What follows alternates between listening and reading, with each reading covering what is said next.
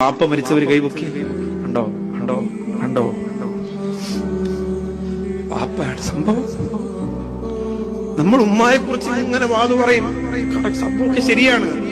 ഉമ്മയുടെ ഒരു ചെറിയ പൊരുത്തക്കേട് മതി മോനെ നരകം കിട്ടാനൊക്കെ ശരിയാണ്. പക്ഷെ ഇവിടെ കൈ എല്ലാ സദസ്സിലും അങ്ങനെ തന്നെ. മരിച്ചൊരു കൈ ഉയർത്താൻ പറഞ്ഞാൽ കുറച്ചുണ്ടാവുള്ളൂ. വാപ്പ മരിച്ചൊരു കൈ ഉയർത്താൻ പറഞ്ഞാല് ചിലപ്പോ സദസ്സ് മുഴുവനുണ്ടാവും. വാപ്പ എന്ന് പറയുന്നത് ഒരു വലിയ പടുവൃക്ഷമാണ്, ഒരു വലിയ തണൽ മരമാണ് ഒരു കുടുംബത്തിൽ. എന്തൊക്കെയാണ് വാപ്പ ചെയ്യാൻ നമുക്ക് വേണ്ടി? നമ്മുടെ ഉമ്മ ഉൾപ്പെടെ ആ വീടിനെ മുഴുവനും കൈക്കുമ്പിടിലാക്കി കൊണ്ട് നടന്നു, ഒരു പോറല് പോലും ഏൽപ്പിക്കാതെ. ഉമ്മ മക്കളെ നോക്കണമെങ്കിൽ വാപ്പ വേണം. ഉമ്മ മക്കളെ നോക്കണമെങ്കിൽ വാപ്പ വേണം.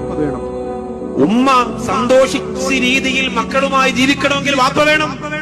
വാപ്പ വീണ മുഴുവനും പിന്നാലെ തകർന്നു വീഴും. വാപ്പ അവിടെ വണ്ടിയാണ് സ്പീഡിന് ഓടുന്നത്, മടത് പതുക്കാണ് പോവാ, ടയറ് പതിയെ തേയുള്ളൂ.